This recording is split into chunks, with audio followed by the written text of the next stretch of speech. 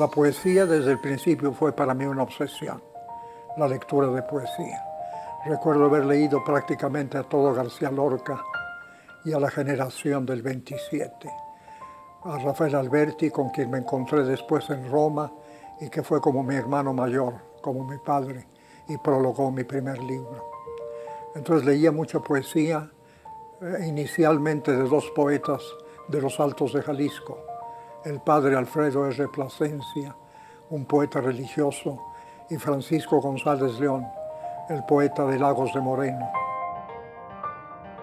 La poesía fue pues mi camino de entrada y lo sigue siendo, pero después de la poesía, inmediatamente después, el teatro y el periodismo, que es a lo que me dedico ahora.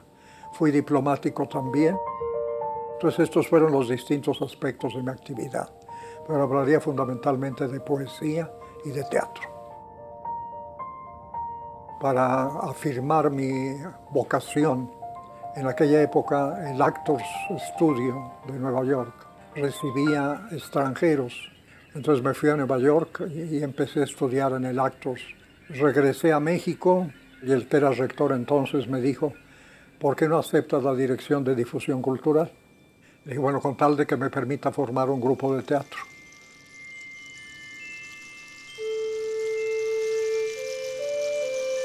Creamos una compañía a la que le pusimos el nombre de Cómicos de la Legua. Me acuerdo del lema que todavía se sigue diciendo cuando empieza la función, se dice, amable público, aquí termina el teatro y comienza la vida. Y cuando termina la función se dice, amable público, aquí termina la vida y empieza el teatro.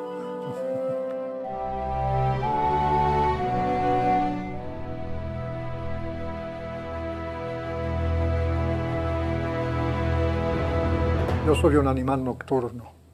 Les sigo robando horas a la noche, pero en aquella época mis noches eran muy cortas. De las 4 de la mañana a las 9, 5 horas de sueño bastante pesado que me permitía sobrevivir. Entonces la noche la dedicaba primero al teatro y después a la poesía.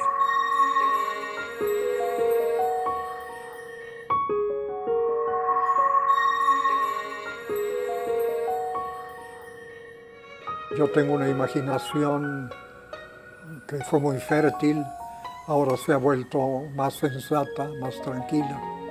En la poesía se me ocurre una idea, la apunto, después trabajo, digamos, es la hora nalga, trabajar y trabajar y trabajar.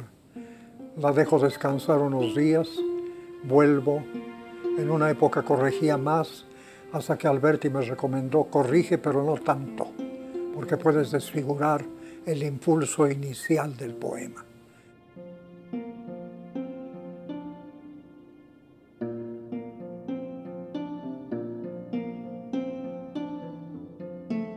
Para escribir un ensayo, que es otra de mis actividades, o mi columna de todos los domingos para la jornada, que se llama Bazar de Asombros, un acontecimiento o un recuerdo son detonantes para escribir esos textos.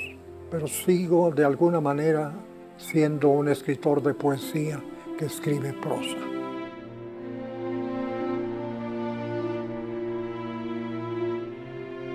Sigue siendo la poesía y el teatro y el periodismo. Esos tres aspectos siguen siendo la base de mi obsesión, de mi escape de la realidad y de mi búsqueda de una realidad paralela.